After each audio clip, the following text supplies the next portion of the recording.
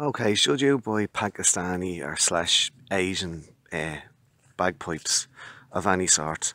And the answer is no, no, a most emphatic and definite no.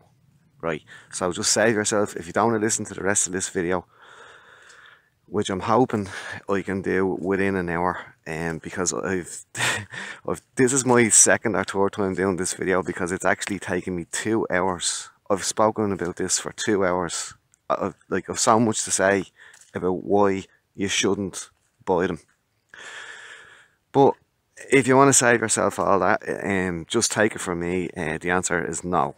Okay, if you want to save yourself an hour of listening to me, and hours and days and maybe even years of hardship, and save yourself wasted money and wasted time and effort and worry and wondering and everything else, the answer is no. Don't go near them, don't buy them, stay away from them. But of course, if you want to find out a bit more about why, okay, if you have an hour, this hour might just save you a whole lot of trouble. Because I've lots and lots of examples of reasons why you shouldn't. Okay, so right, what we'll do is we'll start at the start, right? You're probably listening to this now, like I have many times, going on YouTube to try and get reviews of something, to try and find out as much as you can about something before you go ahead and spend money. And you're maybe looking for a bit of reassurance or a bit of guidance or whatever, right? And I gather maybe you're on a bit of a budget and you don't want to spend too much money because you're only getting into something and you're not so sure whether maybe you'll take to it or not, or maybe whether this is for you. And so your idea is that, look, I'll just pick up something cheap and cheerful and it'll do me and it'll get me a start, and then, you know, if I like it, I'll stick with it and I'll get something more expensive, and, you know, if I don't like it, well, it's not much of a loss. It's $100, $200, $300 of a loss that I can take of a hit. I know that's the logic of what you're probably working off, but believe me, it's not going to work like that. You're not going to learn anything. You're not going to save yourself any time or any money. You're not going to have any sort of a decent trial about whether you like this instrument or not, or whether you think you have the capability of playing it or whatever like that, because more than likely, in all my experience with these heaps of shit, basically, that I'm not even going to merit to call them instruments. That's the last time you're going to hear me calling it an instrument, because it's not an instrument. It's the most expensive set of kindling firewood that you're ever going to buy, right? It's not. Very, very, very, very, very few of them ever work that I've ever seen. That's why there's like fuck all like good examples on YouTube of people actually playing them, right? And here's why: because they don't work, right? And I found out that the hard way, and so my friends have as well. Some of my friends down the years, and I've tried to help lads with them, and we've never had any luck. Basically, right, I've got one sort of half positive story about them, which I'm going to save till the end of the video, because the likelihood is you're not going to get this half positive story experience yourself, because all my other stories are just really bad, and they're like piss poor examples of what you're most likely going to receive. So, right, let's get started. Right, so wipe that idea out of your head, right? You're not going to get a cheap instrument like that's made. And look, I'm not just picking on Pakistan. I know they're made in other parts. I think they're made somewhere else in India, and maybe even the Chinese are making them now. I don't know. But basically, if they're coming from Asia, just avoid them. Just avoid them. They're not proper instruments. They're one of the good rules of thumb that you just pick up as you're going along, right? The line is, right, unless it has like a maker's name on it, then avoid it, because that means, and maybe this is a lesson, maybe if you're from one of these countries that's making these, right, basically, look, I'm not here to, you know, I'm not here to like piss in your cornflakes, basically. Like I'm not into that. I'm not like making this video for the sake of me sounding like some sort of an expert to make myself feel a bit better by running down somebody else, right? I understand that, you know, people have businesses and they've got employees and they're trying to sell something to a market, right? But if you are from there and if you are making this, maybe you should take heed of this.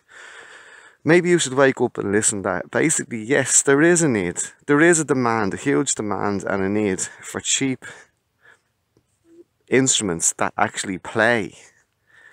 Actual instruments that you can actually play. And if you actually start to make something that's reliable all the time, you will sell them, right? And you will like build up a good market. And, you know, just don't think that just because we're in the West that we have money just to piss around on things. And not all of us have money, and for a lot of us, like, it takes a lot of saving up and scrimping and making sacrifices to get the money together to buy something that's just a heap of shit.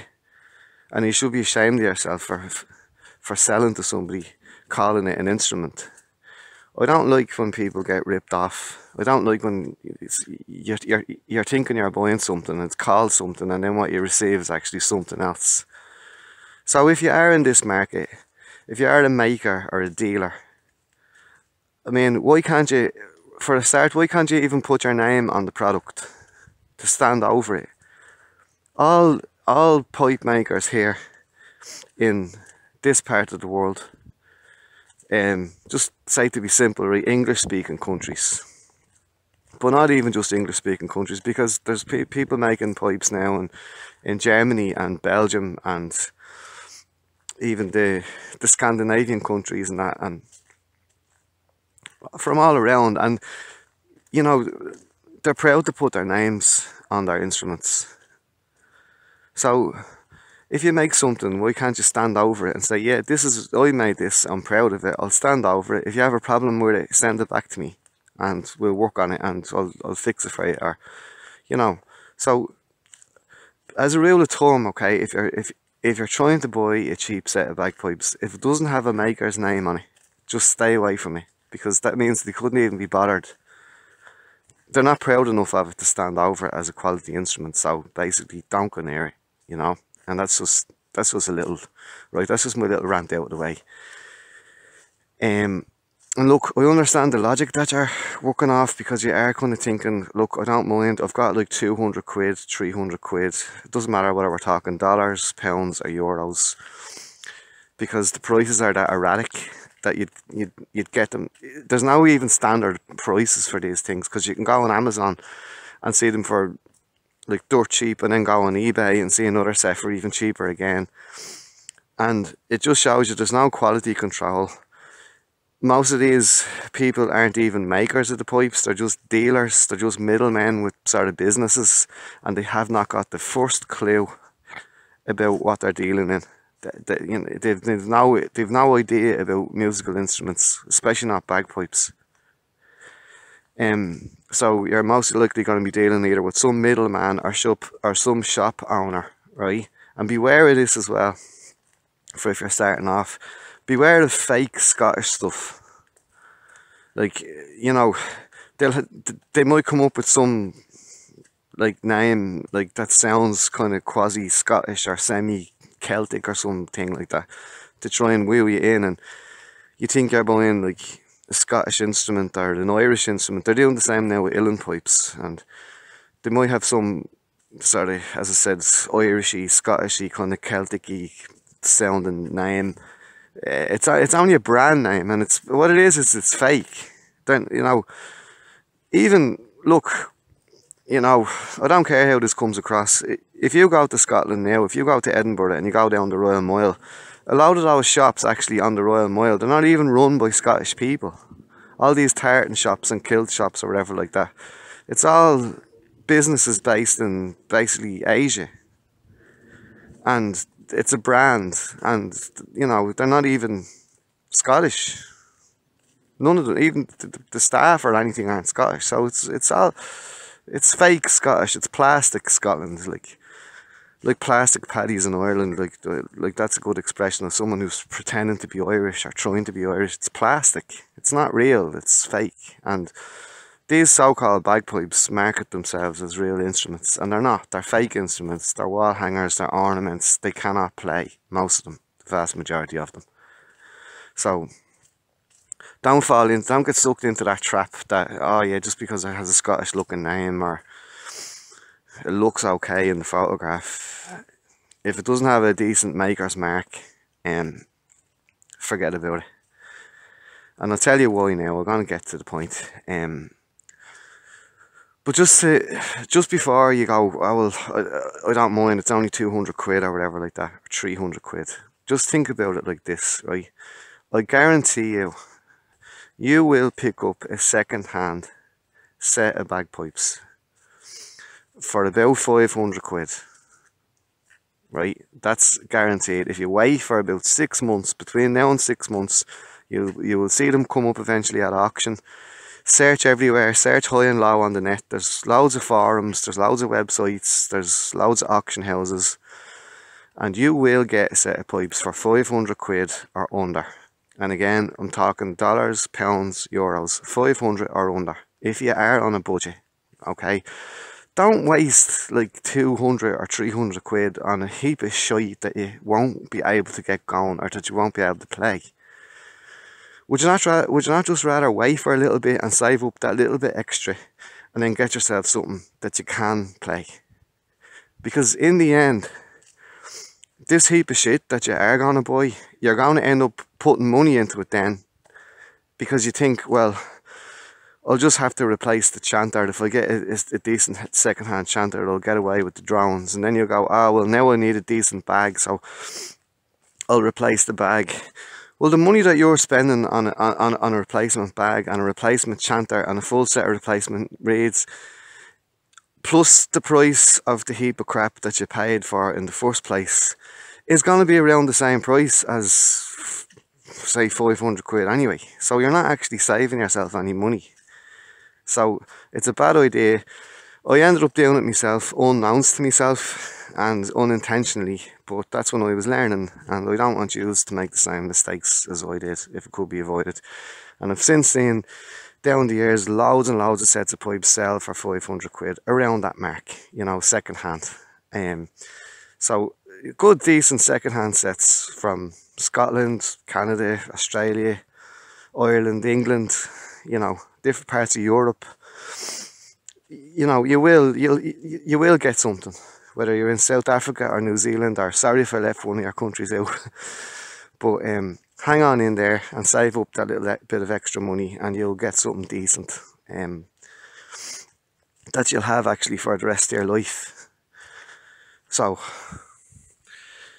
that's the big intro of, like, right, sort of where you are. So, you know, here's my experience of kind of helping other people with these heaps of shit and the outcomes and what sort of happened. And I'll tell you my own story last, because it's the very best of a very bad bunch of stories, and even at that, it's not such a good story. It ends up me replacing everything bit by bit, and that's what I just told you to just now, just to avoid. So I'll leave that to last, and I'll just tell you, like, some of the much more obvious terrible stories, what's gonna happen to you, right? So one of the most recent ones was that I got a call from a stranger. I have a basic website. I'm available for hire as a bagpiper, mostly for special occasions, but I don't give lessons, or I don't teach. But this day I got a phone call off a fella, and he said, sorry, he said he was looking for just that. He was looking for somebody to teach him. And I said, look, I don't do that. I don't teach. And he basically said, look, I've just bought a set of bagpipes and I'm a bit confused. I don't really know what I have, or I don't really know how to get them going. Could you even give me a hand just to get started, just to show me the basics? Like, he was willing to pay me and everything. So I felt sorry for him, because I was in that boat. And if you're an up-and-coming piper, you remember this as well. Just, we're here to help each other, keep the tradition alive. And I got lots of help when I was starting off, so I did. I felt sorry for him, and I kind of knew, just by the nature of what he was talking about, that I knew he had He had a Pakistani set of pipes, I knew, because he bought them online and he couldn't get them going. And one question I asked him over the phone was, I said, who made them? And he said, I don't know. He said, now look, I'm not going to start dropping names here to run down any particular business. I'm not going to get anything from that, and I wouldn't do that anyway. It's unfair to do that. But he told me that basically he'd bought them off like Amazon, and from some dealer on Amazon, had some name, and but I said, right, okay, but I said, is there a name stamped into the bagpipe itself anywhere? It's usually on the top of the chanter, or check one of the drones, the stocks, one of the drone stocks or something. Might see initials even. No, nothing. But look, once I heard he'd bought them on Amazon. I don't know if it was Amazon or eBay or something. I think it was Amazon, but I just knew straight away. Like he had a Pakistani heap of shit. So I said, look, okay. I said, look, bring them to me. He didn't live too far away from me, relatively. So I arranged to meet him one day after work, and we found a quiet time and place in my near my place of work, and I had one look at them, and I just knew these were just unplayable. Basically, there was no possible way in heaven or earth that he was gonna ever get those pipes going, because first of all, when I blew them up, I knew that the air was just flowing right out of them. It was missing two reeds for a start, which were the two drone reeds, and they weren't like technically missing because they'd fallen out of the pipe. They'd fallen out of the pipe down into the stock and into the bag, so they were rattling around inside the bag. Plus his chanter reed was shit as well. Like every reed in these things was absolutely shy. So eventually we fished the two reeds out of the bag. I set them into the stocks, tried to get them going. They sounded absolutely dreadful. Then you got these plugs, these rubber bungs to stop the drones, which was handy. It was about the only thing that was of any use with the set. So we stopped the drones, and I tried to get I took out the chanter and the chanter reed, and I tried to get it blown, and it just wouldn't. Like, it was horrendous. This reed was just absolutely ridiculously horrendous. It was way out of tune. I knew it was no good. The chanter itself, the bowers were just so bloody big and wide. Like I never seen anything kind of so hollow in my life. Like, mostly, like, you know, when you pick up a bagpipe chanter, like it's usually, like, it's decent, you know what I mean? I don't know, it's chunky, there's a bit of meat on it, and you look up the bowers and they're usually drilled nice and clean and polished and smoothed out, and they're sort of set to a standard. This thing was just like really mad, big wide bowers. It was really hollow, which it took an awful lot of air even to blow it. Just no matter what reed you had, like that, like the amount of air that's going to fill up that chamber was ridiculous.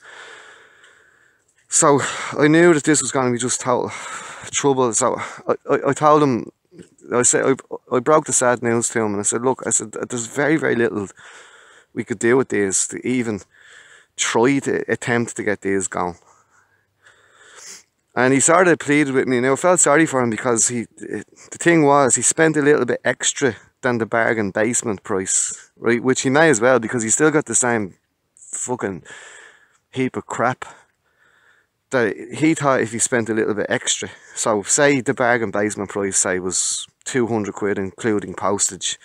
Well, he thought he spent double that, so he spent about €400, 300 or €400 on this thing, because he thought that if he spent a little bit more, he'd get a better quality thing, and maybe the photograph was a bit better or something.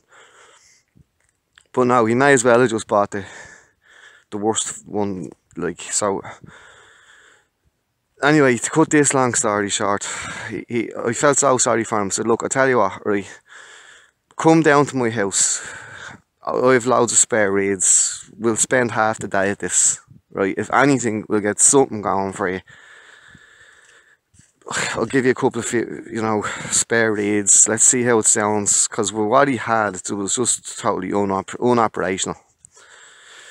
So that's what happened. A week or two later, he came down to me in my house, and I've got years of spare reeds. And I thought, right, I'll give him a soft reed and a reed that's like well broken in, put it into the chanter. Start off easy for him to blow, but I hadn't much hope for this chanter, and I was right. I tried out about 10 reeds that I had that were good reeds, just maybe, you know, some of them were a bit old, some of them were a bit soft, some of them were a bit hard, different things. But anyway, the long and the short of it was, we tried out about 10 chanter reeds, and only one kind of half played in it, at least. But it was still all wrong. And there was nothing wrong with this reed, because I had my own bagpipe chanter there and I was blowing down it, and you know, it worked in my other chanters, but it just wouldn't operate in this one because everything, as I said, was wrong in it. The bores were wrong, the hole sizes were wrong. There was way too much air in it anyway. It was too spacious. The capacity was way too much on the inside of it, and it was just there was no way you were. So like half the holes we had to tape up. If you're sort of half familiar with things, if some notes are a bit sharp or whatever, you can kind of flatten them by taping up the tops of the holes and things like that. Or, you know, something might be just sort of a semi-tone out, and if you stick a bit of tape over it, sometimes you can get it over the line. It's not a cheat, it's a hack or whatever they call that. Like, it's just something to. You often see good pipers that just, like, no matter who made the pipes or whatever, like, no, it's very seldom you're going to get an absolutely perfect chanter working with a perfect reed that doesn't need a bit of tape somewhere. Like, you're going to experience that, like, and it's normal, totally normal. But I think we must have used up about half a roll of tape on this fucking thing, because like we taped up holes that didn't work. But look, it was a basic thing. He got a noise out of it. He was happy just to get a noise out of it. Then as for his drones, they were just atrocious. Whatever drone reeds that they had made, and they were plastic synthetic reeds, but they couldn't even get that right, because even the way they were moulded, like, they were like out of shape. They were really roughly moulded, roughly cast. They were set wrong. Like, the rubber bands were wrong on them, the tongues were wrong. I think, right, one of them sort of half worked. So what I did was, I had a spare set of synthetic drones. I don't know whether they were the easy drone reeds or steady drones or whichever ones I had, but like, I put them in it just to see for pig iron would they work, and they half worked. So a decent set of normal bagpipe reeds you'd buy in Edinburgh only half worked in these. When I say half worked, they were still squeaky, they were squawky, some of them were like gregariously loud. Some of them, no matter what you did with the tuning, you know, with twisting the drones up and down the slides, it just couldn't quite get it in tune. It couldn't match the chanter. But that's because the chanter was out anyway. And not just that, the drones were bored wrong as well. They were rough as shit anyway. When you look through them, like, there was basically splinters, and it was a hole like drilled through the cheapest, crappiest timber. It was just all wrong. And even his, like, even whoever tied in the drone stocks into the bag, like, spaced them out wrong. So even when he blew up the bag, which was, the bag itself was a heap of shit as well. Like, it was advertised as having a synthetic bag. It was made out of this sort of rubberized fucking kind of rain mac type of thing that just wouldn't hold its shape. So it was too soft, kind of, and then when you did try to squeeze it, like, it squished up in the middle, and then there was kind of too much pressure in the front of it and in the back of it, and You want a good, strong, solid, firm bag under your arm that helps you balance out the pressure well. You know, you don't want just some big kind of neoprene Rain Mac plastic bag under your arm. That just won't work. And that's what he got. And the drones were tied in the wrong way. And basically, the base drone, when he tried to put it up on his shoulder, as soon as he'd blow up the bag, the pressure off the bag was forcing it sideways. So the base drone was going across the back of his neck over to his like right hand shoulder. It was going sideways. And then one of the tenor drones was like just like sticking up straight, and then the other one was like flying out sort of sideways at like a lateral angle out off his left arm, out, you know, horizontal basically. And even with the cordage, you know, you've got the cordage at the tops of the drones to try and pull them in into some sort of an order. The way the stocks were set into the bag, it was all arseways. Like, there was no, like, he couldn't even comfortably blow up a bag. I couldn't comfortably blow it up and hold it and play it. So whatever hope he had. And anyway, in the end, right, so to try and shorten the story down a bit, he was still determined that we'd send away for decent raids and try them out, and obviously his heart was in it. Like, his heart was in it. Like, but I mean, he just had one big huge uphill struggle ahead of him. So in the end, he asked me would I order the raids for him and all that, because I knew what I was doing, where I'd normally buy my raids. There's a lad, and I've no problem giving a plug for his shop. The shop is called Bagpipes Galore, and he's in Edinburgh. He used to be on the Royal Mile, but now I think he's in the Grassmarket area. I haven't been over there in a couple of years now. But the name of the shop is bagpipe.co.uk, and he's just so helpful. He's always been really helpful to me anytime ever I was in Edinburgh, especially the first time that I went in with my crappy set of Pakistani pipes. And that man will give you the same attention if you're buying a £5 raid or a £500 or £5,000. He gives you the same time, every customer, no matter what your budget is, and he's more than helpful. So I've no problem telling you about. You can order from him online as well. So I've often bought reeds off him since, just online or whatever. But anyway, I sent away for a spare set of reeds, and for his drones I gave him a couple of reeds for his chanter that I had spare, and he came down to me for a third time to reset his new reeds, and we still had all the same problems. And in the end, this thing was just hopeless. It sounded awful. I was most uncomfortable. It was all out of tune every way. The drones were knocking on, knocking off. This chanter was squeaking and squawking and croaky, and just nothing was right. Okay, nothing was right with it. And do you know what happened in the end? I'm just finished this story now. Do you know what happened in the end? He rang me up a few weeks later, and he said now that his drones were after splitting in half. Basically, there was a big crack running down. I think it was his base drone, and then one of his tenor drones started to crack and split. And he filled it with silicone. With silicone filler, like what you put in the bathroom around the shower, or around the jacks, or around the window. He was filling the holes with silicone filler. Like that's how bad he ended up, trying to keep these things going. And then his idea was, well, like what I was saying to you, well, what if I get a decent chanter and I put it into the bag? At least I'll have a decent chanter and a decent raid. And then his next idea was, well, what if I replace this shitty bag with a decent bag? And then you're going down that road. And in the end, I told him not to. I said, look, hang on, and just wait, save up your money. Don't waste any more money on these. And that's what he did. And in the end, he got a really lovely set of pipes for about 500 or 600 quid it was, euros.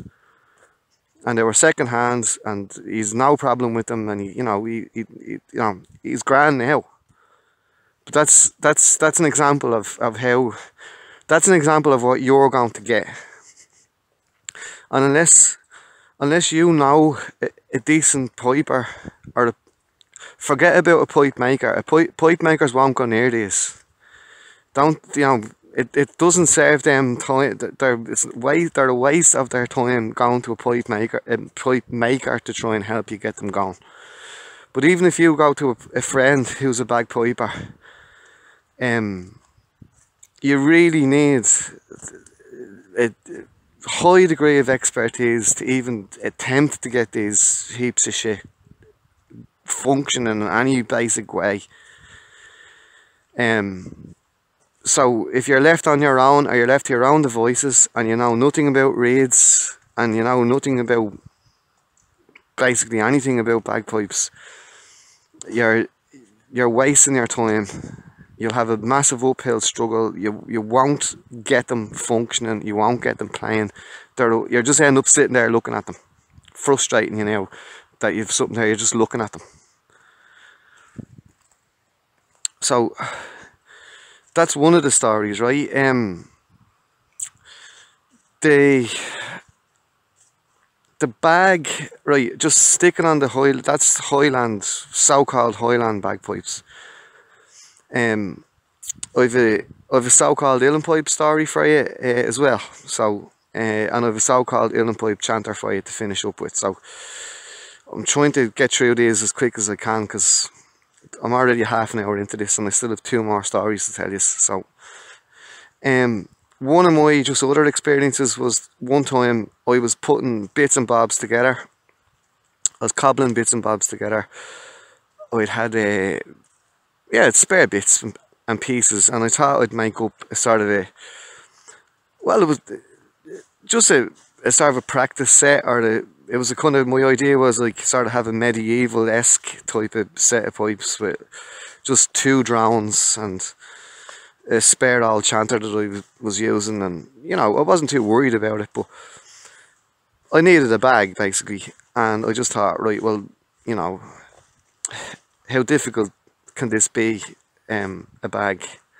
So what I did was I went on eBay and I was looking up synthetic bags, because I had a god-awful experience with a real leather bag, again off a Pakistani set of pipes. Now you can get like really decent sheepskin bags that will last, but like it takes a fair bit of well, experience and getting used to, because even with a decent leather bag you need to season it. So I'll talk about that in a minute. So for the most part, a synthetic bag is kind of maintenance free and they're easy, and most of the synthetic bags that you get are fairly decent. They're made out of good, strong, robust material. You don't need to season them.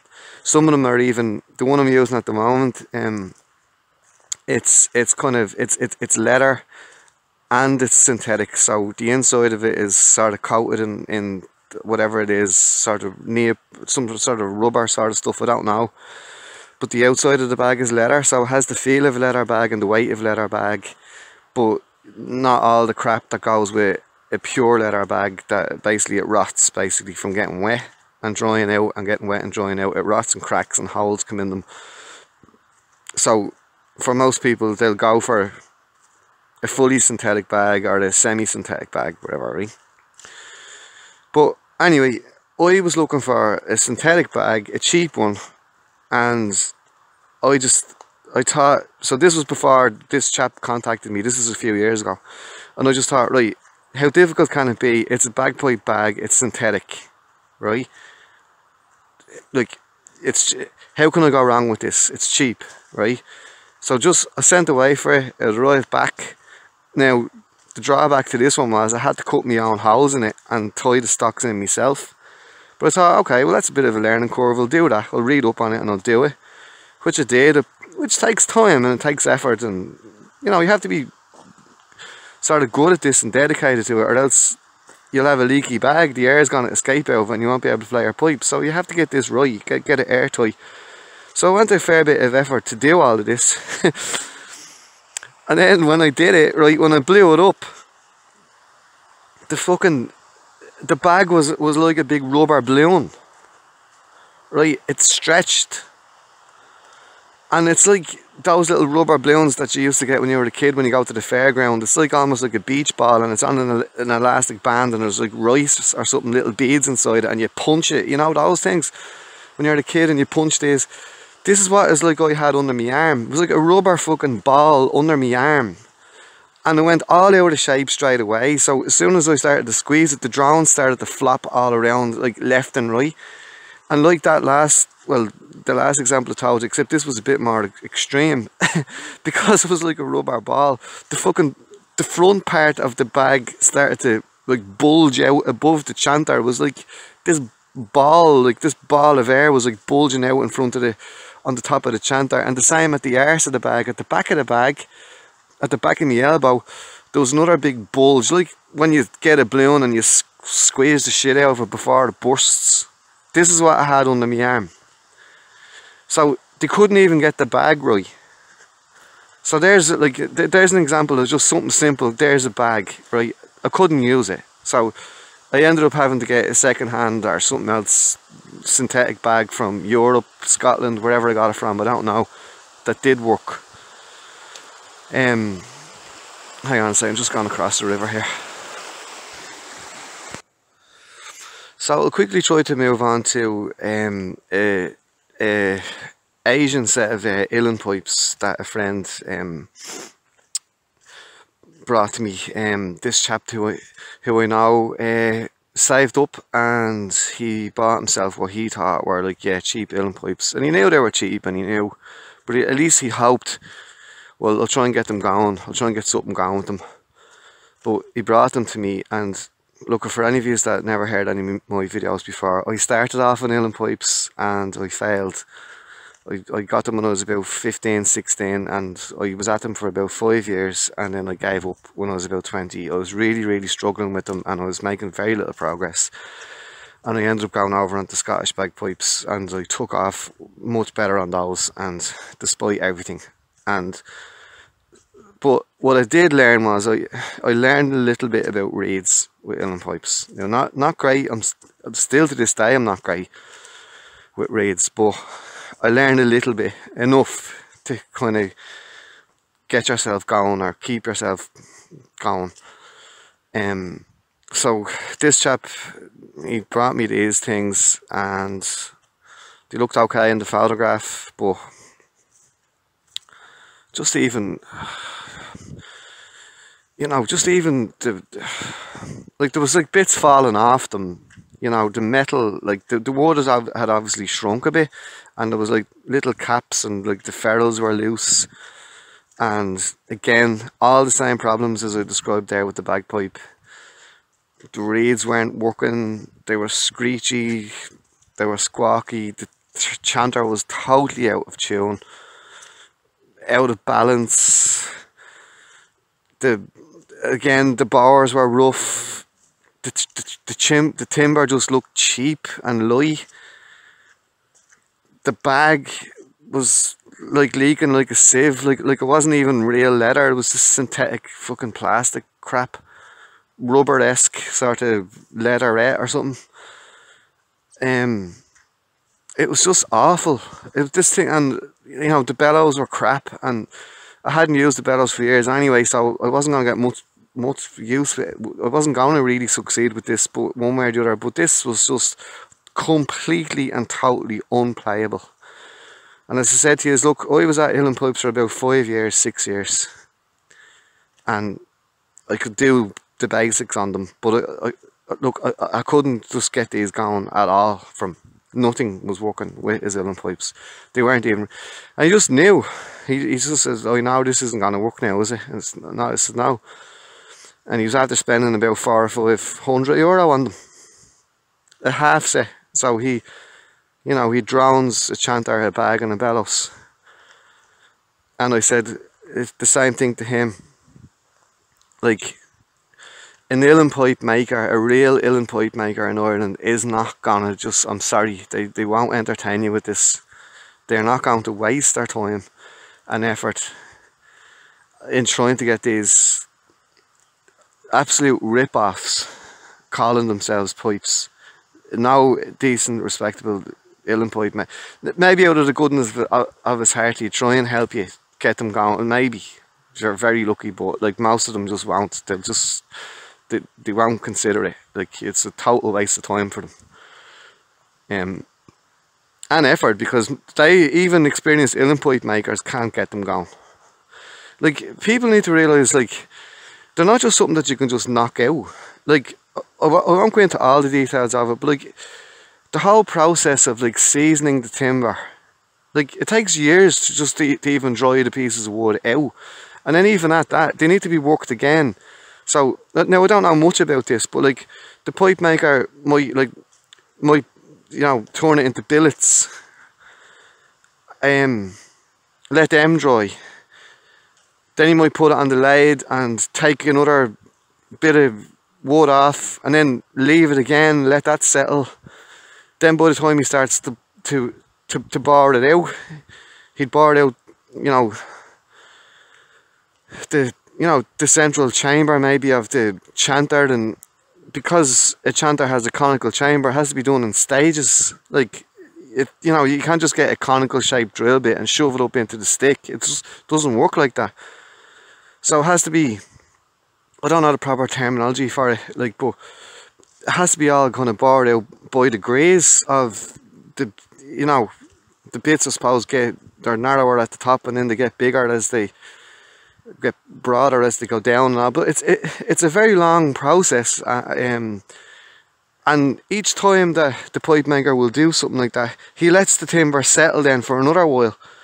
It could take him months and years to get the wood to a certain level, to get them roughed out to a certain point that he can even start to work on them. And that's, you know, and then even say, you know, it chanter itself, like, he needs to drill the holes, the note holes, and hope that the wood just doesn't shrink or twist or bend in some way, or there's tensions, inner tensions in the wood that's going to warp it and send it out, because this is all going to send it out of tune. So it's a very long and laborious and time consuming process of getting this perfect, for that gorgeous, perfect, beautiful uilleann pipe sound that we all love. That's why it's so appealing, and that's why it's because it's rare, and so much effort goes into even just getting them to sound right and in tune. And then there's the skill of the piper themselves, but even the instrument itself, like, is a marvel to behold. Like, lots of times pipe lads and women that are interested in pipes, they just sit and stare at a beautiful set of pipes, because you just know of all the countless hours, weeks, months and years that has gotten into making that. So these aren't things that you can just like knock off a shelf in a factory and just sell them like to people, like, and expect them to work, because they're not going to work. It's as simple as that. They're going to bend and twist and warp and dry out and crack, and bits fall off them because the wood is starting to shrink and all that. And this is what this chap had. There was no possible way that this was ever going to work. So where do you even start with that? Like, the bellows didn't work properly. His bag was shit. None of his reeds worked. The pipes were starting to shrink. These were never going to work for him. And he was charged whatever he was charged, 400 or 500 quid. He was robbed. So, just, you know, like, that's what I'm angry about. It's, you know, it's not like, oh yeah, I think I'm some sort of a great expert or something like that, and like, oh, I've got the highest standards, and I've got like plenty of money, and I'm used to high degrees of thing, and all of this is beneath me or below me. I'm not coming at it from that attitude at all, but it's like, we need instruments that actually function and work, and stop selling people like these these duds, these heaps of crap pretending to be instruments when they're not. Like, that's, you know, they're basically just robbing people. That's what they're doing.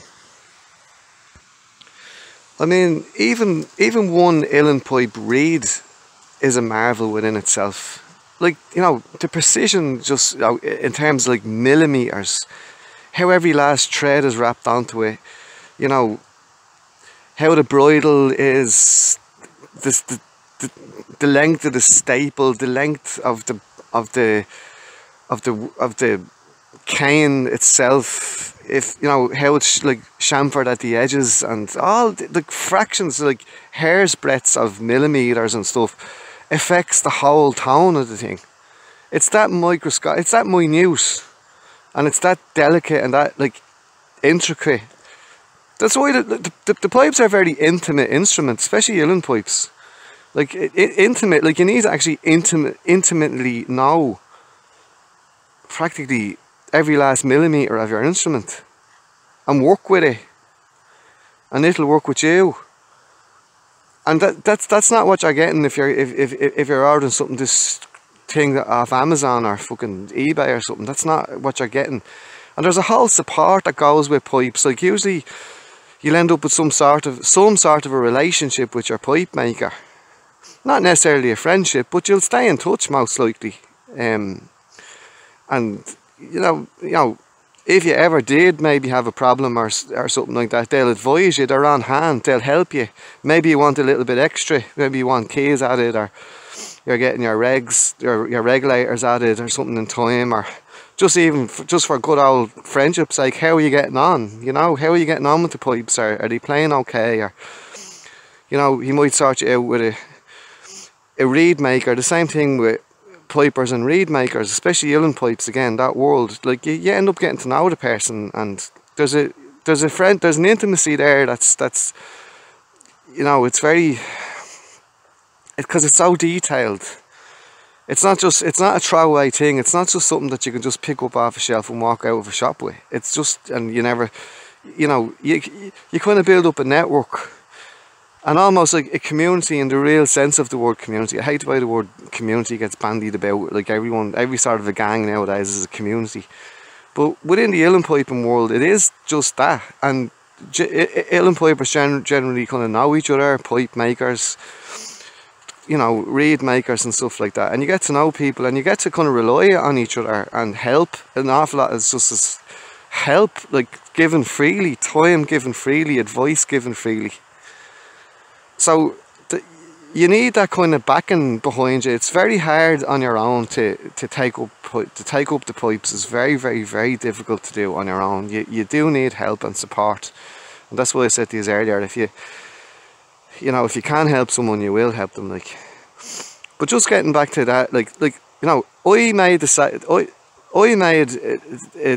same mistake again, only very, very recently, by buying something from Asia, right? And you're gonna go mad if you're not wanting about Uilleann pipes now. I know you're gonna kill me, but I just thought I'm just gonna chance this one more time. I'm gonna give this one more chance. How bad can it be? And again, I was totally wrong. Right, I'll tell you what my idea was. I'm playing Scottish small pipes at the moment. Right now, I've got border drones in them, but they're Scottish small pipe chanter. And I thought that if I could get a cheap Uilleann pipe chanter and stick it into my stock, could I play a D Uilleann pipe chanter with A drones? And I believe you can. I've heard the combination that A and D kind of do work with each other. So I was going on this idea of sticking a D chanter into my small pipes and seeing can I start getting going on Uilleann pipes again, right? And now don't kill me, but I was intrigued by this stupid idea that you can get, wait for it, right, an Uilleann pipes practice chanter that you can blow down, right? Now I know everyone's screaming, no, you gobshite, like you can't blow it, you know, can't get them wet. I know all that, right? But this was a really cheap and cheerful Uilleann pipe, in inverted commas, chanter that had a sort of a blow stick with a rubber tube on the top of it. And yeah, I know what you're saying, but just let me finish. I thought, well, okay, I'm not going to be blowing down this, right, for a start.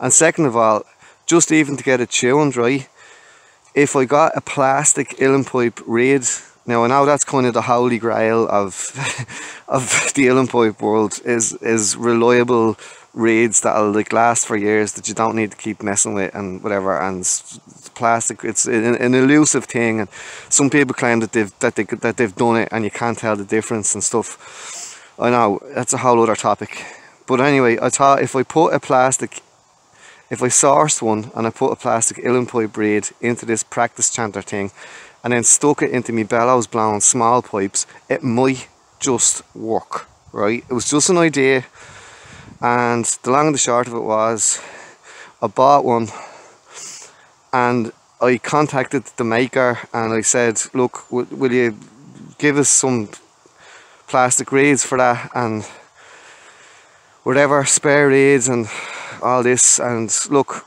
at the end of the day, okay, what I got right looked well. It looked actually fairly beautiful. It looked well made, this chanter did. I'm not going to knock it in that way, right? It looked nice. It was finished well. It was a polished bore. It was smooth. It was a nice piece of work, right, to look at and to hold. But of course, it didn't work. First of all, the two reeds that I got with it were both cane reeds, which I'd asked for the plastic reed, didn't get. Then I knew obviously that they weren't going to work, because if I was going to put this in my mouth just to try and tune it, it wasn't going to work. So, but they didn't, even before I blew them with my mouth, I put them in and it didn't work properly. It just didn't work in the thing. Everything was wrong. I tried out both cane reeds, right? Dry blew them and wet blew them. They didn't work. So then I was blaming the cane reeds. So then I sent off for an elusive Uilleann pipe plastic chanter reed. A bit more hopeful about that one, and I thought, right, well, the moisture won't affect that either because as you know, it's a pain in the arse having to keep putting it into the stock, taking it out, putting it in every time. It's easy to just blow it in your mouth, and I thought, right, well, with a plastic reed and with some luck, right, guess what, it didn't work either. So I've gone through 3 reeds and this thing just won't work. Now, whether it's the 3 reeds that I'm using in it, or whether there's, I don't know, microscopic flaws in the chanter, that the wood hasn't, all that process I was talking about, the wood hasn't seasoned right or dried out, or the bore is wrong, or the hole positions are wrong, I don't know. But I'm just saying, this thing didn't work for me. And now I was prepared to take the hit. I'm just going to put it this way, I spent less than €100 on it. It wasn't much more than 50 to tell you the truth. So I just thought, okay, I can take that hit. But guess what I did? I took the hit, and now I'm sorry. Well, I'm sorry that I went against my own advice. And I now have something that just doesn't work. And I wouldn't feel right about selling it on to someone else, because I'm just passing the problem on to someone else that just doesn't work. I don't feel too good about that. I wouldn't feel too good about it. So, yeah, I'm down on whatever money. But, I'm just raging there that I just didn't take my own advice. Now, I'm coming near to the end of this video, okay, so, because we're nearly an hour into this now, but I did say that I'd save the best story till last. My first ever experience with a Pakistani set of pipes was my first ever set of bagpipes. Right, now we're going back 20 years more, 25 years probably, and whether they were a slightly better quality 25 years ago than now, I'm not so sure. But as I said, I was just going straight off an Uilleann pipe, and I wanted something easier to try out. And I bought these at a second-hand sort of a garage sale type of thing. I had no idea where they were made. At the time, I had no idea that they were Pakistani pipes. If I knew then what I know now, I wouldn't have gone near them. And if I didn't have 5 or 6 years worth of Uilleann pipes experience, basic Uilleann pipe experience and experience with reeds, and if I didn't have 2 experienced pipers to go to, I would have never been able to get these going, or never been able to get them playing. Now, as it turned out, right, and I don't even really like telling this story because it's almost goes against everything that I've just said for the last hour, but this is the exception rather than the rule, right? What I had comparing to any other bagpipe was bad. Yes, it was bad. Okay? But it wasn't so bad in so much as basically everything on this set of pipes was actually a bit smaller than the real thing I later discovered. So the chanter was a little bit smaller, the bore was a bit narrower, therefore it was quieter, right? Even the reeds were all a bit smaller and a bit different. And through a lot of work and effort that I knew about previously with reeds, I got the reeds going in it. Plus I did bring them to two other pipers who had one of them was a pipe major, right? So they're far more experienced than me. They were very helpful and they helped me to get them going to a degree. Now I'd always kind of problems with them, like one of the drones was always cutting out no matter what reed was in it. The pitch of the chanter, as I said, it was a higher pitch because it was all a little bit smaller, so it was a higher pitch, and it was lower. Now the volume actually suited me because I didn't want something that was like mad loud, so I wasn't that worried about the volume, because when I was only learning on these, as you know yourself, when you're learning, it's embarrassing enough learning yourself without like everyone hearing you making mistakes and repeating and repeating and repeating yourself again and again. So the volume didn't bother me, right? And I didn't know anyway at the time. I just thought, yeah, this is the real set of bagpipes. I was so inexperienced to bagpipes. I'd only had a few years of Uilleann pipes. I'd never had a Scottish bagpipe. But after an awful lot of work and effort and patience, I got the reeds going with the other men, and so we got the reeds going and got it to some sort of a playable condition. And then I started learning tricks like keeping reeds open with like hair, like stuff like. These were kind of good learning skills that I picked up, like basically like human hair, slipped, like if you slip human hair down the blades of a reed, either a chanter reed or a drone reed, it just might get it going for you. Doesn't always work. Sometimes it messes it up, but then you can just remove it. But just little skills like that. And you know, human hair, like luckily I had a girlfriend at the time. Or you can get hair out, it's a bit disgusting now, of a hairbrush or whatever, because the hair from me spurling, which was a horse's tail, a horse hair was too thick. So human hair is a lot thinner than a horse's tail. So between messing with hairs and all sorts of messing around with reeds, I eventually got these going with help, a lot of help. And they done me, they were okay, you know, they weren't the worst, but the bag was another disaster, except it wasn't as bad as those bags, as those plastic rubbery bags I told you about earlier. This was a leather bag, but it wasn't like a decent goatskin leather bag, like what, you know, like this. I think this was like really thin, kind of pigskin or something. It was very thin, and before long holes start coming in it, and in one way I was kind of learning sort of the old-fashioned way of like what to do with your leather bag. So just a quick little story, like, you know, you can buy this kind of gloopy seasoning that you sort of pour down into it, and you need to pour the seasoning down into each of the stock holes. So like, you know, up the chanter stock into the neck of the bag, then the drone stocks, you pour this in, you work it in like a cream on the inside of the bag as best you can. Try to get it everywhere, like you're squashing it and rubbing it off itself, and then you rub it in on the outside and all of that. But years ago, before the internet, and it's even hard enough to get now, bagpipe seasoning, like maybe it's a lot easier now with the internet, but where I lived in Dublin, like this one music shop only had one bottle of it, and he told me he wasn't getting any more because there was no demand for it. And he sold me his last handful of reeds as well that were in a matchbox that were like fucking years old. That's just a whole other story. Like, so I had real trouble just even keeping this thing going. But then in the old-fashioned way, I learned it off the older man. His name is Timmy Crimmins, and him and others like told me stuff about what they used to do years ago for seasoning, and so I was picking up all these kind of tips. So basically there was homemade like seasoning remedies where basically they use food stuffs like oils and fats and greases to keep the bags waterproof and it was sort of airtight. And I heard like, you know, like egg whites. I never knew whether it was egg whites or egg yolks, but I tried both. And you mix up the egg white and you know, add butter to it. That was another ingredient, like butter.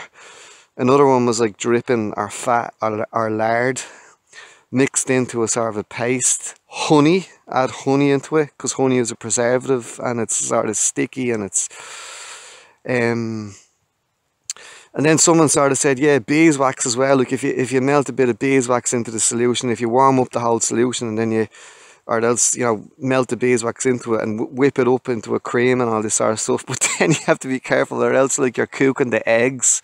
You're starting to get scrambled egg. It was a disaster, but trial and error. And I was pouring this fucking gloop like into the pipes and, as I say, down the stocks and working it in. Then you had problems every time you were taking out reeds, like every time you were taking the pipes in and out, like the reeds used to scrape off the insides of the stock and then this gloop would get caught in the fucking blades of the reeds and clog them up and all. The whole thing was a disaster. Plus it stank, like it's food stuff. The wasps were after you, like, and fucking flies and bees and blue bottles and green bottles and all. It was disgusting.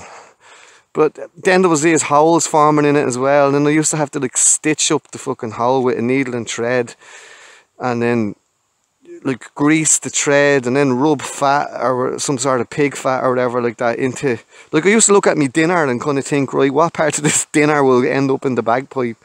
Fat off like rasher, you know, bacon, rinds of bacon, rashers we call them over here. And I was saying, yeah, you know, I could rub that into such a thing, that'll plug a hole somewhere and stuff. Like, it was madness. But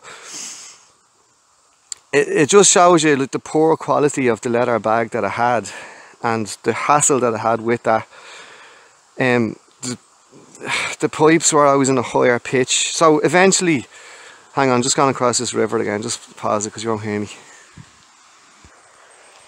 Yeah, eventually I went over to Edinburgh and I wanted to get bits and pieces, like I needed new reeds and stuff like that. And basically, you know, like I was just embarrassed about what I had. Comparing to, it was my first time that I really heard like real proper bagpipes fully, properly. You know, apart from the lads that were helping me, I knew I had a much inferior grade sort of an instrument, pass as an instrument, but it was nowhere near. It sounded nothing like what a real bagpipe should sound like. And when I got to Edinburgh and I was busking with them and all, it was actually embarrassing, really. I felt sorry a bit for myself and I felt a bit sorry for the pipes as well. They were real goofy looking and a bit like wretched looking compared to real sets of pipes. So, and just all that extra effort and work that went into maintaining them and keeping them going for a much inferior sound, for the sound that wasn't even quite the right bagpipe tune. It was a pitch too high above everything else. And the other thing I forgot to mention is the more I played them, as the reeds got wet, the pitch kept increasing and then the drones were screwed down as far as they'd go on the stock, and then eventually the chanter was out of sync with the drones. And I could only play them for a certain amount of time when this would invariably happen.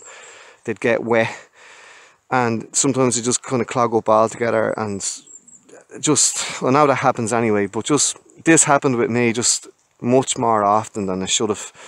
And they were out of tune much more often than, and much more so than they should have been. And as I say, it was only when I went over to Edinburgh and I started seeing like real reeds for the first time. I went into that bagpipe shop, that man, Bagpipes galore, and he like spent ages with me trying to get me a soft reed that'd even work in this thing and this chanter. And so I think I said this at the start, what I began to do in the end was I just began to replace this piece by piece. So I thought, right, I'll get a new chanter, which that man sold me for a song. Like, he gave me a really good deal on an old chanter he had lying around. I got a decent reed. So then I just had a shit bag basically and a shit set of drones. So then eventually I saved up and I bought a new bag, and then I just had the shit set of drones, and like I was making a living off these. Like, I mean, at the time I wasn't even working, so I needed to busk and I needed money, but I was really kind of scraping the bottom of the barrel with this basic set that gave me much more hassle than, we'll say, a real set would have. They done a job, they got me started, but it's not like I needed, as I say, my own experience with reeds, and I needed help off other pipers, and I eventually just replaced the pipes piece by piece, and that's not what you want. And that's the trap now that you'll fall into if you do think that this is worthwhile. You're only, look, you're going to spend about 100 quid on a decent chanter. You're going to spend about 100 quid on a decent bag. That's 200 quid, you know, as replacements. Then I don't think you're going to get a second-hand set of drones. It's not often you just see a second-hand set of drones on their own. They're going to be about 200 quid. So there's 400 quid that you need to replace the heap of shit that you have now. It makes much more sense. This is my last bit of advice, because we're up now, the hour is over. Don't do that. Don't replace them piece by piece. It'll cost you more in the end to do that than it will to just hold off, save your money that little bit longer, and look out for a decent second-hand set of, you know, Western made pipes, if you like. And yeah, you'll have a much more positive bagpiping experience. Of course, it's going to be a learning curve for you. You're not going to learn all this in one day or whatever, but at least you'll have something that you can, like, actually physically work with, and that will work with you and will work for you.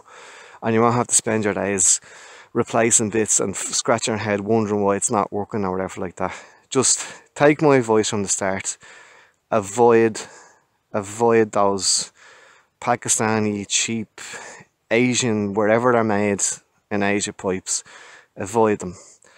And doesn't matter whether they're Highland pipes, so-called Uilleann pipes, Scottish small pipes, they all have the same stories. You know, show me just one, like, decent video. If there was one really decent good video on YouTube, right, even if there is one, like, that is the exception. That is like the 1 in 1,000 exception of someone who's selling this, like, who's done everything they can to get this one example going, to flog it to you or whatever.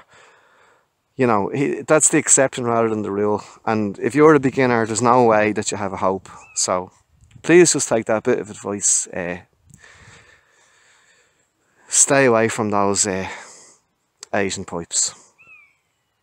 Thanks. I hope you learned something off that, and I hope I saved you some time and headache, and at least that hour of listening to me is going to save you many more hours of heartbreak and wasted money and effort and all that. So anyway, hopefully you got something out of it, and hopefully you get hopefully you do get a decent set of pipes fairly soon, and you get good solid start and good solid foundations. Thanks, and sure, I'll talk to you again.